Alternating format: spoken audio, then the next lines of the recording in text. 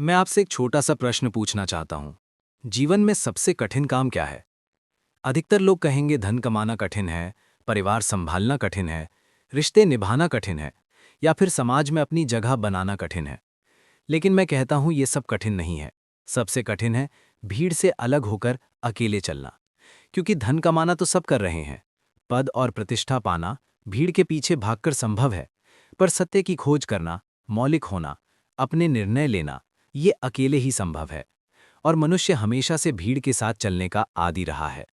सोचो, जन्म के पल से ही हमें सिखा दिया जाता है, लड़का है तो ये करो, लड़की है तो ये करो, परिवार की इज्जत बचानी है, लोग क्या कहेंगे, सब जैसे करते हैं तुम भी वैसे ही करो। यहाँ तक कि हमारी हंसी तक भीड़ के अनुसार है। अगर कोई चुटकुला सुनाए और सब हंस पड़ें तो हम भी हंस देते हैं, चाहे हमें समझ भी ना आया हो। अगर भीड़ रो रही है तो हम भी रोने लगते हैं, चाहे हमारे भीतर दुख ना भी हो। हमारी जिंदगी दूसरों की नकल बन जाती है। लेकिन सवाल ये है, क्या भीड़ सही है? इतिहास उठाकर देख लो, भीड़ ने हमेशा सत्य बोलने वालों को पत्थर मारे हैं। भीड़ ने सुकरात को जहर पिलाया, भीड़ ने जीसस को सूली पर चढ़ाया, भीड़ ने बुद्ध और महावीर को अपमानित किया, क्योंकि भीड़ को सत्य से डर लगता है। भीड़ आराम चाहती है, व्यवस्था चाहती है, पर सत्य हमेशा विद्रोही होता है। भीड़ का स्वभाव है अंधानुकरण, और अंधानुकरण से कभी कोई प्रकाश तक नहीं पहुंच सकता। भीड़ तुम्हें आराम दे सकती है, भीड़ तुम्हें सुरक्षा का झूठा एहसास दे सकती है, लेकिन भीड़ तुम्हें सत्य तक नहीं पहुंचा सकती। सत्य की यात्रा हमेशा अकेले होती है। भीड़ में आदमी बुद्धिमान नहीं रहता, ये एक बहुत गहरी सच्चाई है। जैसे ही आदमी भीड़ का हिस्सा बनता है, उसकी व्यक्तिगत बुद्धि काम करना बंद कर देती है। अकेला आदमी सोच सकता है, सवाल उठा सकता है, निर्णय ले सकता है, पर भीड़ में उसका मन, उसकी स्वतंत्रता, उसकी समझ सब भीड़ के हवाले हो जाते हैं। भीड़ का असर इतना गहरा होता है कि तुम वही करने लगते हो जो तुम्हारे भीतर से कभी उठा ही नहीं। सोचो, तुम किसी मंदिर में गए हो, हजारों लोग खड़े हैं और सब एक स्वर में चिल्ला रहे हैं, जय जयकार। तुम्हारा मन चाहता है कि तुम शांत बैठो, तुम्हें चिल्लाने की जरूरत महसूस नहीं होती, लेकिन अचानक तुम भी उसी आवाज में शामिल हो जाते हो। ये तुम्हारे भीतर से नहीं निकला, ये तो बस भीड़ का दबाव था। यही होता है हर जगह। भीड़ में आदमी नकलची बन जाता है। वो ये भूलने की जाता है कि उसका अपना भी एक चेहरा है, अपनी भी एक बुद्धि है। भीड़ का मनोविज्ञान बहुत दिलचस्प है। भीड़ का कोई व्यक्तित्व नहीं होता, भीड़ सिर्फ ऊर्जा का गुच्छा होती है। भीड़ में एक आदमी वही करता है जो शायद अकेले में करने की हिम्मत भी ना करे, क्योंकि भीड़ में जिम्मेदारी गायब हो जाती है। भीड़ का हिस्सा बनने पर आदमी कहता है, मैंने नहीं किया, सबने किया। यही कारण है कि हिंसा भीड़ में सबसे ज्यादा होती है।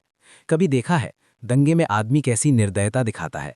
जो आदमी अकेले में किसी चींटी को भी मारने से हिचकिचाएगा, वही भीड़ में खड़े होकर आग लगा देगा, हत्या कर देगा। क्यों? क्योंकि भीड़ ने उसकी जिम्मेदारी छीन ली, उसका विवेक छीन लिया। भीड़ का मनोविज्ञान यही है। तुम्हें ऐसा लगता है कि मैं अकेला नहीं हूं, हजार लोग मेरे साथ हैं, और ये संख्या तुम्हें साहस देती है। पर यह झूठा साहस है, क्योंकि ये तुम्हारे भीतर से नहीं आया। ये तो बस भीड़ का उद्धार लिया हुआ साहस है। भीड़ में तुम गुलाम हो जाते हो, तुम्हारा दिमाग काम करना बंद कर देता है। भीड़ तुम्हारे लिए सोचती है, भीड़ तुम्हारे लिए निर्णय लेती है। तुम बस भीड़ की नकल करते हो, और नकल करने वाला आदमी एक काम करते हो, भीड़ सच्चा इंसान नहीं बन सकता। याद रखो, स्वतंत्रता भीड़ में खो जाती है। भीड़ तुम्हें ये सुख देती है कि तुम अकेले नहीं हो, लेकिन ये सुख जहर है, क्योंकि सत्य तो तभी जन्म लेता है जब तुम अकेले हो, जब तुम्हारे पास भीड़ का सहारा नहीं होता। तो समझ लो, भीड़ में आदमी बुद्धिमान नहीं रहता, भीड़ में आदमी मूर्ख बन जाता है, क्योंकि भीड़ में वो अपनी आत्मा खो देता है। मनुष्य का सबसे बड़ा डर क्या है? सांप का डर, मौत का डर, गरीबी का डर? नहीं, मनुष्य का सबसे बड़ा डर है लोग क्या कहेंगे। ये डर इतना गहरा है कि तुम अपनी जिंदगी अपने अनुसार जी ही नहीं पाते। हर कदम पर तुम्हें ये आवाज सुनाई देती रहती है, अगर मैंने ये किया तो लोग क्या सोचेंगे, अगर मैंने ये कहा तो लोग क्या कहेंगे, अगर मैंने भीड़ से अलग कदम रखा तो समाज मुझे कैसे देखेगा। ये डर तुम्हें बचपन से ही दे दिया जाता है। तुम्हारे माता पिता, तुम्हारे शिक्षक, तुम्हारे रिश्तेदार, सब तुम्हें ये सिखाते हैं लोगों की तरह जीना, वरना बहिष्कृत कर दिए जाओगे। यानी अगर तुम भीड़ से अलग हुए तो तुम्हें स्वीकार नहीं किया जाएगा। इसलिए बच्चे को शुरू से ही अनुशासित कर दिया जाता है। वो जैसे जैसे बड़ा होता है, ये डर उसकी रगों में उतर जाता है। वो जीना नहीं सीखता, वो बस सबकी नकल करना सीखता है। तुम्हें ऐसा लगता है कि अगर तुम अलग हुए तो तुम अकेले पड़ जाओगे, और अकेलेपन का ये डर इतना गहरा है कि तुम भीड़ की गुलामी स्वीकार कर लेते हो। भीड़ तुम्हें सुरक्षा देती है, सुरक्षा का मतलब है तुम्हें लगता है भीड़ तुम्हें कहती है आओ, सब जैसे कर रहे हैं तुम भी वैसा करो, लेकिन ये सुरक्षा मृत्यु है, क्योंकि इसमें तुम्हारा स्वयं का कोई स्वाद नहीं, कोई मौलिकता नहीं। और सत्य हमेशा जोखिम मांगता है। सत्य का मार्ग भीड़ का मार्ग नहीं, सत्य का मार्ग विद्रोह का मार्ग है। विद्रोह का अर्थ है जो गलत दिखे उसके खिलाफ खड़े होना। विद्रोह का अर्थ है अपने भीतर के स्वर को सुनना, चाहे पूरी दुनिया खिलाफ क्यों ना हो। ध्यान, प्रेम, मौन, ये सब भीड़ के बाजार में नहीं बिकते। इनकी खोज तुम्हें अपने भीतर करनी होती है। भीड़ तुम्हें पूजा सिखा सकती है, पर प्रार्थना का अनुभव नहीं दे सकती। भीड़ तुम्हें धर्म सिखा सकती है, पर दिव्यता का स्वाद नहीं दे सकती। भीड़ तुम्हें नियम दे सकती है, पर स्वतंत्रता का आनंद नहीं दे सकती। भीड़ का रास्ता आराम देता है, पर मृत्यु की ओर ले जाता है, और सत्य का रास्ता कठिन है, पर जीवन की ओर ले जाता है। भीड़ तुम्हें झूठी सुरक्षा देती है, सत्य तुम्हें सच्ची स्वतंत्रता देता है। इसीलिए जिसने भी सत्य को चुना है उसने भीड़ को छोड़ दिया है, और जिसने भीड़ को चुना है उसने सत्य खो दिया है। अकेले होने से लोग डरते हैं। जैसे ही आदमी अकेला होता है उसे लगता है मैं तो बिल्कुल खाली हूँ, मेरे पास कोई नहीं है, अब मैं अधूरा हूँ। यही डर है जिसे लोग अकेलापन कहते हैं। अकेलापन तुम्हें उदास करता है, क्योंकि ये अधूरेपन की भावना से आता है। तुम्हें लगता है अगर भीड़ होती, लोग होते, रिश्तेदार होते, साथी होते, तो मैं पूर्ण होता। अकेलेपन के साथ साथ बात, कर्म, काम करने का मानसी में तुम खुद को दूसरों के बिना अपूर्ण समझते हो। यही कारण है कि बहुत से लोग भीड़ को कभी छोड़ नहीं पाते, क्योंकि भीड़ उन्हें उनके अधूरेपन से बचाती है। लेकिन मैं कहता हूँ ये अकेलापन नहीं, ये एकांत है, और एकांत का अनुभव बिल्कुल अलग है। अकेलापन उदासी लाता है, लेकिन एकांत आनंद लाता है, क्योंकि अकेलेपन में तुम दूसरों पर निर्भर हो और दूसरों के बिना टूट जाते हो, पर एकांत में तुम अपने भीतर उतरते हो और पाते हो मैं स्वयं में ही पूर्ण हूँ। यहाँ तुम्हें दूसरों के सहारे की ज़रूरत नहीं रहती। अकेलेपन में तुम दूसरों को खोजते हो, एकांत में तुम खुद को खोजते हो। अकेलेपन में खालीपन है, एकांत में पूर्णता है। अकेलेपन में उदासी है, एकांत में मौन का आनंद है। अकेलेपन में तुम रोते हो कि कोई नहीं है, एकांत में तुम नाचते हो कि मैं ही पर्याप्त हूँ। याद रखना, ये फ़र्क सिर्फ समझ का है। अगर तुम ये मानकर बैठो कि अकेले होने का मतलब है तुम्हारे पास कोई नहीं, तो ये पीड़ा है। लेकिन अगर तुम इसे ऐसे देखो कि अकेले होने का मतलब है अब तुम अपने भीतर जा सकते हो, अब तुम्हें कोई बाधा नहीं है, तो ये वरदान है। बुद्ध, महावीर, जीसस, सब ने यही एकांत चुना। उन्होंने भीड़ से मुंह मोड़कर भीतर झांका और वहीं उन्हें परमानंद मिला। तो डरना मत, अकेले होने से घबराना मत, क्योंकि अकेलापन दुख है, लेकिन एकांत उत्सव है। अकेलापन बीमारी है, लेकिन एकांत दवा है। जब तुम भीतर उतरते हो, जब तुम ध्यान में बैठते हो, जब तुम अपने मौन को सुनते हो, तो धीरे धीरे ये फ़र्क साफ होने लगता है। तुम पाते हो कि तुम्हें किसी की ज़रूरत नहीं, तुम स्वयं में ही पर्याप्त हो, और यही सबसे बड़ी स्वतंत्रता है, अकेले होकर भी पूर्ण होना। ध्यान का अर्थ ही है अकेले बैठना। ध्यान का अर्थ है सब भीड़, सब शोर, सब नकली मुख उतार देना और बस अपने साथ रह जाना। भीड़ में तुम हमेशा कोई भूमिका निभाते हो। घर में हो तो बेटे या बेटी की भूमिका, कार्यालय में हो तो कर्मचारी या अधिकारी की भूमिका, मंदिर में हो तो भक्त की भूमिका। हर जगह तुम मुखौटे पहने रहते हो, हर जगह तुम वो चेहरा दिखाते हो जो समाज स्वीकार करे। लेकिन ध्यान में कोई भूमिका नहीं बचती। ध्यान में तुम अपना असली चेहरा देखते हो। ध्यान में तुम पाते हो कि भीतर एक ऐसी मौन गहराई है जहाँ न समाज पहुँच सकता है, न परिवार, न मित्र। वहाँ सिर्फ तुम हो और तुम्हारा अस्तित्व। ध्यान वही कर सकता है जो भीड़ से बाहर कदम रख सके। भीड़ हमेशा कहेगी समय बर्बाद मत करो, मंदिर आओ, पूजा करो, नियम निभाओ। पर ध्यान कहता है बैठो, आंखें बंद करो, भीतर उतर जाओ। भीड़ को ये पागलपन लगता है। लोग कहेंगे तुम क्यों अकेले बैठते हो, तुम क्यों मौन रहते हो, तुम क्यों भीड़ के नियम नहीं मानते। वे कहेंगे तुम पागल हो गए हो। और मैं कहता हूं अगर भीड़ तुम्हें पागल कहे तो समझ लेना कि तुम सही राह पर हो, क्योंकि भीड़ की परिभाषा में जो मौलिक है, जो स्वतंत्र है, जो अपने सत्य की खोज करता है, वही पागल कहलाता है। इतिहास गवाह है, बुद्ध को भी पागल कहा गया, महावीर को भी पागल कहा गया, जीसस को भी पागल कहा गया। लेकिन आज हम जानते हैं कि वही सबसे स्वस्थ आत्माएं थीं। उनका मौन ही असली बुद्धि था। ध्यान का रहस्य यही है, भीड़ को छोड़कर अकेले होकर मौन में उतर जाना। जब तुम अकेले बैठते हो तो धीरे धीरे तुम्हें अपने असली स्वर का अनुभव होता है। तुम्हें समझ आता है कि तुम वही नहीं हो जो भीड़ कहती है। तुम्हारे भीतर एक और गहराई है, जहाँ ना कोई भूमिका है, ना कोई मुखौटा, वहाँ सिर्फ शुद्ध अस्तित्व है। याद रखना मेरे प्रिय, भीड़ हमेशा शोर करती है, भीड़ हमेशा बाहर की ओर ले जाती है। ध्यान हमेशा मौन है, ध्यान हमेशा भीतर की ओर ले जाता है। तो अगर तुम सच में जीना चाहते हो तो ध्यान सीखो, और ध्यान का पहला कदम है अकेले होने की हिम्मत। जीवन की असली यात्रा तुम्हें अकेले ही करनी है। तुम चाहे भीड़ में जन्मे हो पर मरोगे अकेले। तुम्हारे साथ हजारों लोग खड़े हो सकते हैं, रो सकते हैं, पर जब मृत्यु आती है तो वो अकेले आती है और अकेले ले जाती है। सोचो, अगर जीते जी तुमने अकेले चलना नहीं सीखा तो मृत्यु के समय ये तुम्हारे लिए कितना कठिन होगा, क्योंकि मृत्यु तुम्हें भीड़ से अलग कर देती है। और अगर तुमने स्वतंत्र होना नहीं सीखा तो मृत्यु तुम्हें डर और घबराहट से भर देगी। इसलिए मैं कहता हूँ, अकेले चलना सीखो। अकेले चलने का मतलब ये नहीं कि दुनिया छोड़कर जंगल भाग जाओ। अकेले चलने का मतलब है अपने निर्णय स्वयं लेना, भीड़ के दबाव में नहीं, माता पिता की छाया में नहीं, समाज के डर से नहीं, बल्कि अपने भीतर की आवाज़ सुनकर। जब तुम उस आवाज़ को सुनकर चलना शुरू कर देते हो, यही असली यात्रा है। भीड़ का रास्ता आसान है, भीड़ में तुम पर जिम्मेदारी नहीं होती।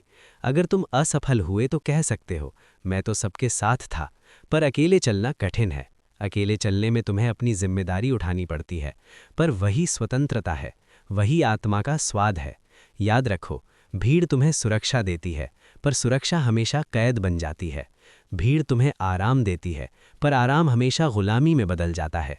अकेले चलने में डर लगता है, पर धीरे धीरे वही डर आनंद में बदल जाता है, क्योंकि तब तुम्हें पता चलता है कि तुम अधूरे में ही हो, तुम स्वयं में पूर्ण हो।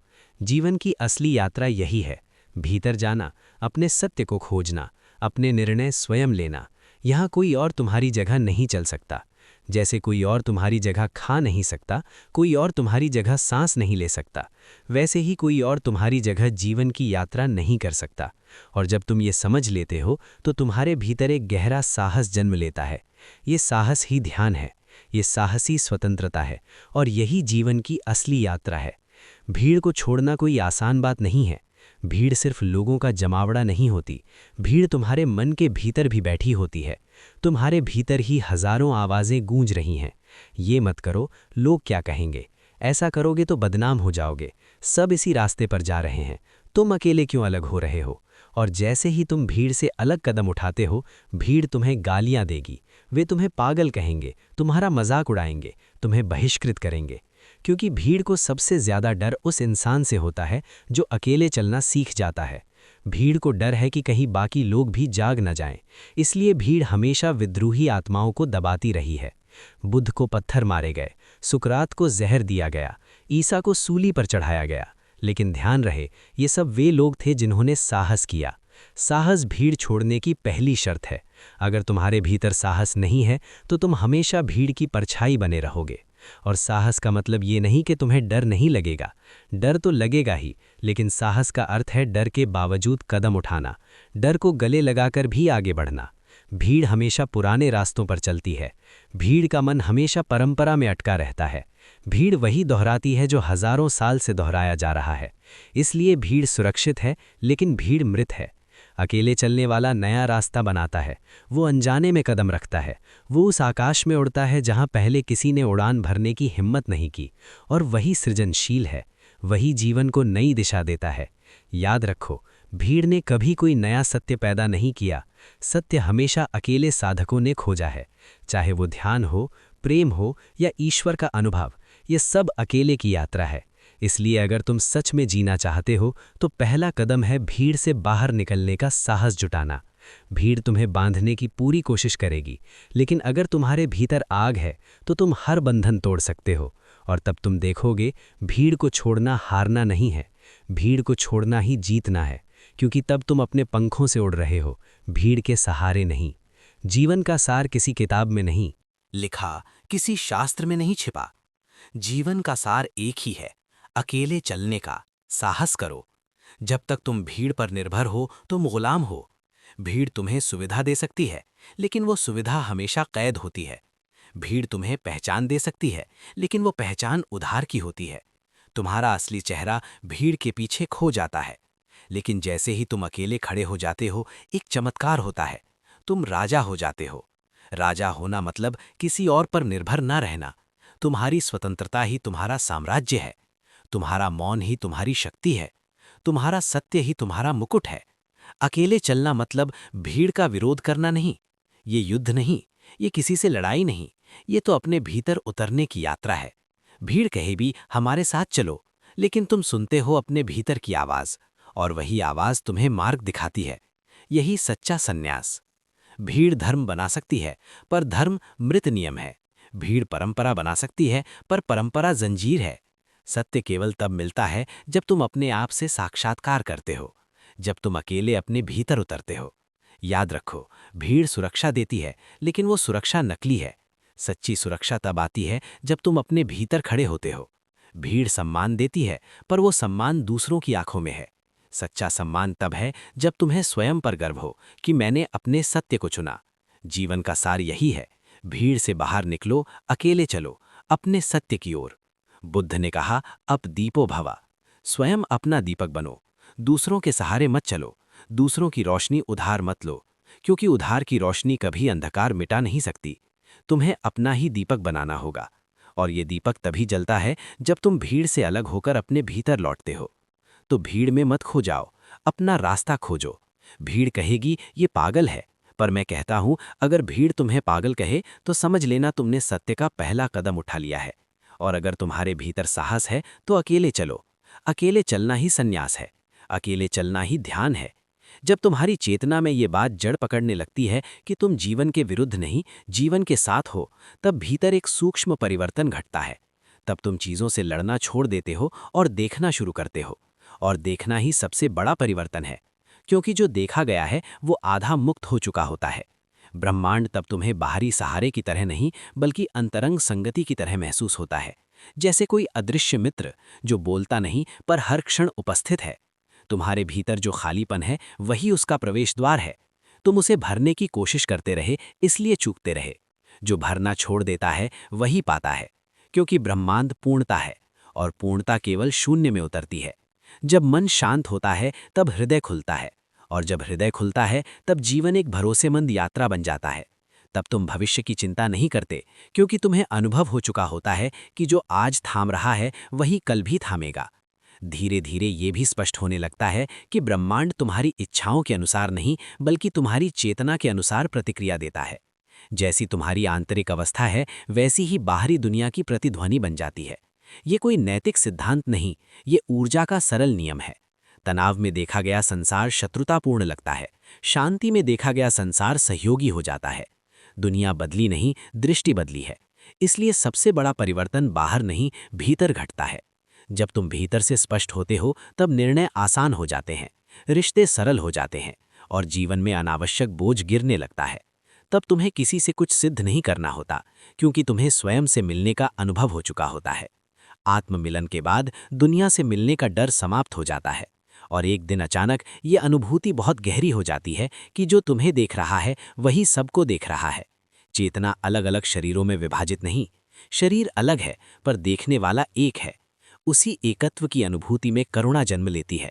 तब तुम किसी को चोट नहीं पहुंचा सकते, क्योंकि चोट देना स्वयं को चोट देना हो जाता है। तब नैतिकता अभ्यास नहीं रहती, वो सहज सुगंध बन जाती है। जब ये समझ उतरती है तब जीवन साधारण हो जाता है, और यही उसकी सुंदरता है। कोई चमत्कार नहीं चाहिए, क्योंकि हर सांस चमत्कार बन जाती है। कोई विशेष अवस्था नहीं चाहिए, क्योंकि साधारण में ही असाधारण प्रकट हो जाता है। ब्रह्मांड तब दूर नहीं लगता, वो तुम्हारी आंखों से देखता है, तुम्हारे हाथों से स्पर्श करता है, तुम्हारे मौन में विश्राम करता है। अंततः यही जानना बचता है कि खोज बाहर नहीं थी, इसलिए मिलना भीतर घटा। और ये मिलन कोई घटना नहीं, ये निरंतरता है। जैसे आकाश कभी आता जाता नहीं, वैसे ही ब्रह्मांड की संगति कभी टूटती नहीं। तुम केवल कभी कभी जागते हो, कभी कभी सो जाते हो। जागरण में ये स्पष्ट हो जाता है कि तुम कभी अकेले नहीं थे, और ये स्पष्टता ही सबसे गहरा सहारा बन जाती है।